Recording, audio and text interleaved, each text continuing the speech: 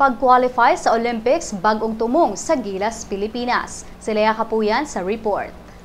Nanamilit man og sayo ang Gilas, Pilipinas sa 2014 Asian Games basketball event sa Incheon, South Korea, apan dili kini maoy utlanan sa ilang programa.